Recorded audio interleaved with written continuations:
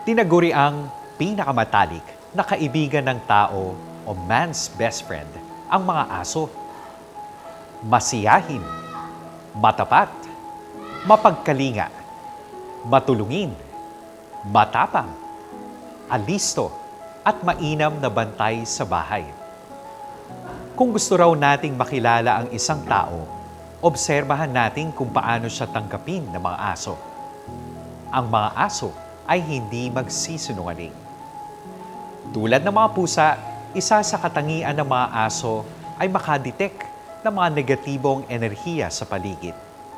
At bilang defense mechanism, itinataboy nila o wina-warningan tayo sa papalapit na panganib sa pamamagitan ng pagkahol at pag-angil. Maaari ring sanayin ang mga aso upang maging gabay sa paglalakad ng mga taong may kapansanan, emotional support sa mga taong problemado, at panlaban sa digmaan. Dahil sa pambihirang pang-amoy nila, nakatutulong rin sila sa paghahanap sa mga nawawalang tao sa panahon ng sakuna, sa explosives and drug detection, at noong nakaraang pandemya. Ayon sa mga ulat at pag-aaral, ginamit ang mga canine sniffers sa pag-detect ng mga may COVID-19 positive.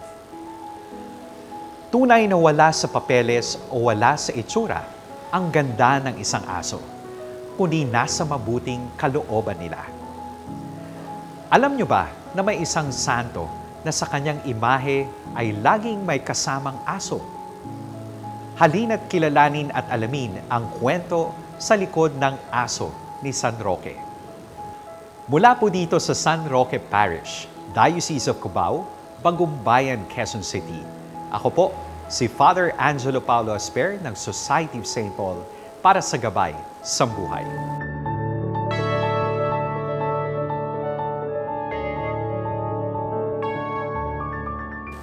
Ayon sa tradisyon, si San Roque ay nagmula sa mayamang pamilya.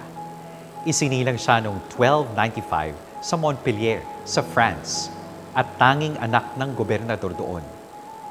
Bunga si San Roque ng panalangin ng kanyang mga magulang na bagamat patanda na ay wala pa ring anak. Sinasabing isang balat na krus na mapula ang makikita sa kanyang dibdib. Sa edad na 20, naulila ng lubos si Roque sa kanyang mga magulang. Nagtungo siya sa Roma matapos niyang maipamahagi ang lahat ng kanyang kayamanan sa mga maralita. Nagdamit siyang peregrino o manlalakbay.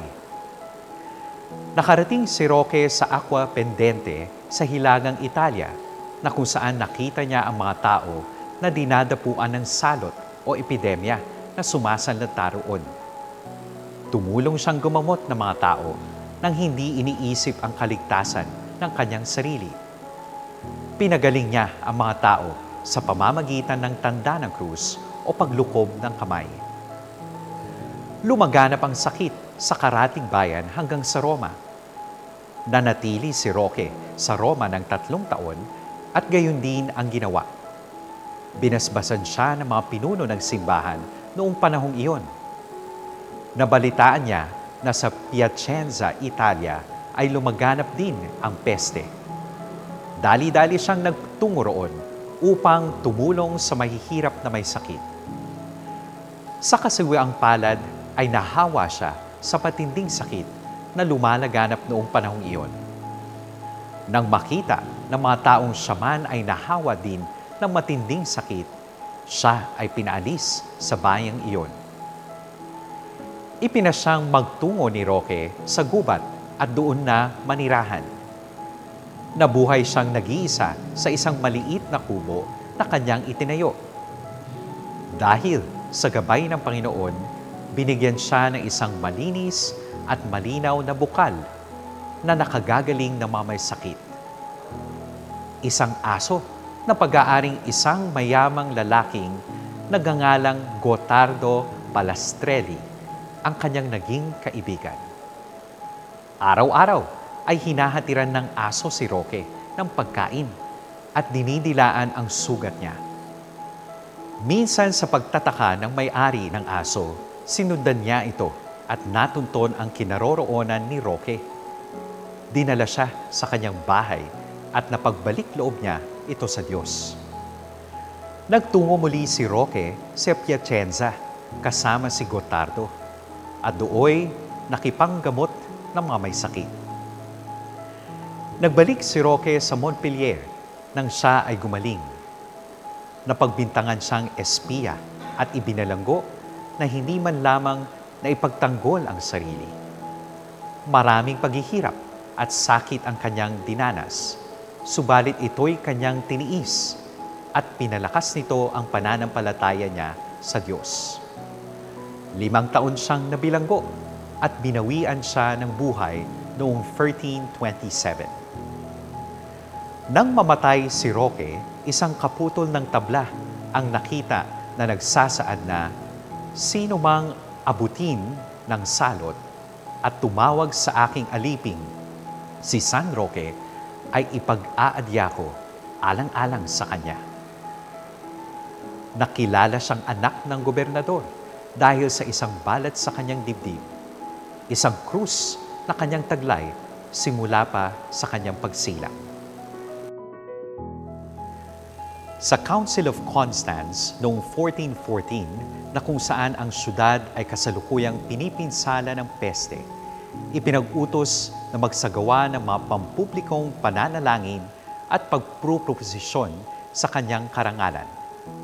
Dahil dito, si San Roque ay kinilalang dahilan ng pagkahinto ng peste at pintakasi laban dito. Si San Roque ay karaniwang inilalarawan bilang peregrino na may tungkod, panlakad at kabibe, simbolo ng peregrino. Bukas na sugat sa kanyang binti, isang anghel sa kanyang tabi, at aso sa kanyang paanan.